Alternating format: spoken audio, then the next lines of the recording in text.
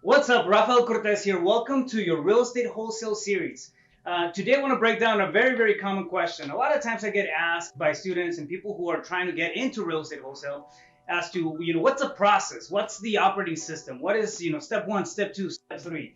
And there is a very methodical approach to real estate wholesale. And once you look at it that way, you can start to create an actual business instead of a side hustle, right? And that's what I want to talk about now.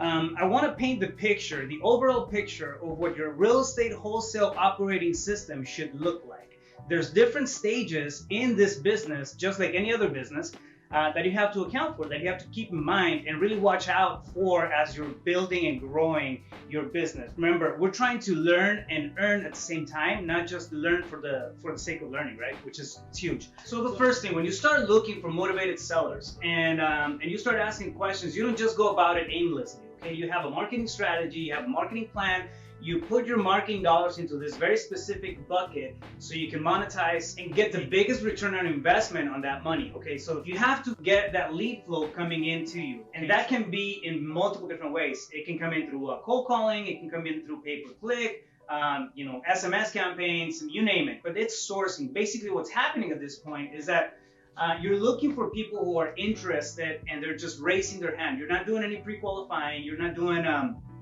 looking into the scenario of things or how much you're going to offer. You're not there yet. It's like talking about a book and you're looking at chapter 9 when sourcing is chapter 1, right? So look at it from that standpoint. You're going to source your leads, gauge for interest. One of the most common ways to do it, and still one of the most effective ways, it's going to be cold calling, all right? So if you're cold calling, you have a VA, you have your 2 or 3 cold callers dialing out and looking for sellers.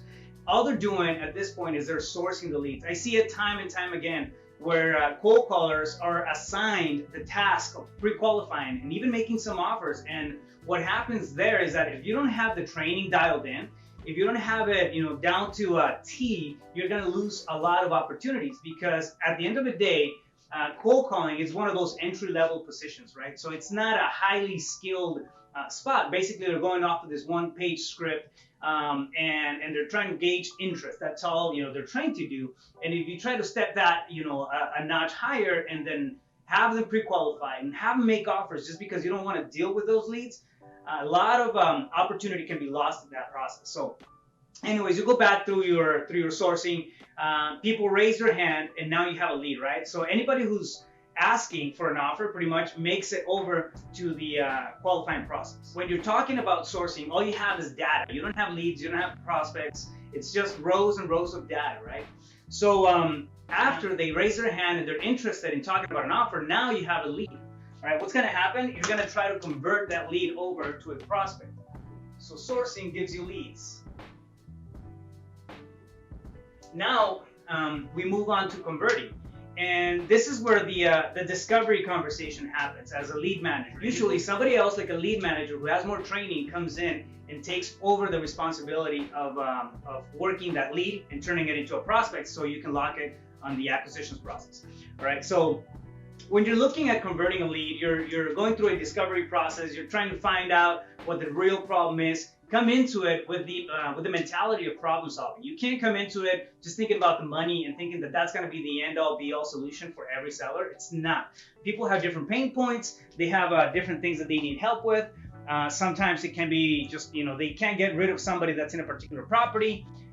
Sometimes it may be the money. Sometimes it may be that they just don't have time to sell it on the open market, right? So you're going to dig in, have that discovery conversation. We have full scripts and they'll walk you through the whole process. But as you're going through a discovery conversation, you start pre-qualifying that lead, right? And find out whether or not it's a prospect. So prospect.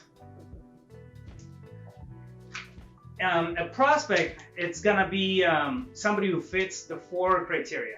They have the motivation to sell. The timeline they're looking to sell is within the next 30 to 60 days tops. The condition of the property is not at its best, so it needs some work. And then the price that they're willing to take for the property makes sense and the numbers work out, right? So they work out, so you have enough to make an offer, you have enough to make a profit, and you have enough to leave a good chunk of profit for the end buyer. When you have all those, now you have somebody that you can talk to about actually making an offer. So you transition into a different part of it. Now we're in a different stage of the process, all right? So we went through sourcing, we went through converting.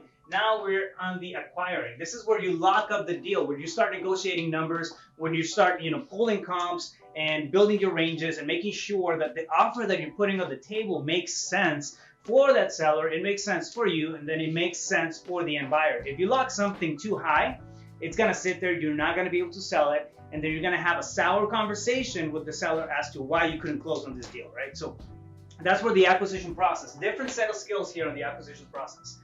So you go through the process, make the offer, negotiate it, agree on terms, set up close of escrow, and then you move on to the dispositions process, all right? This is where you start to sell the property. It's not one big bucket of actions. It's different responsibilities, different skills as you go through the process. On the dispo, which is once you have the seller's signature on that paperwork, now you push it over, now you're gonna start marketing the property, you have vested interest in the property, and you can start talking to your buyers about it, right? The dispositions process takes a very specific set of actions.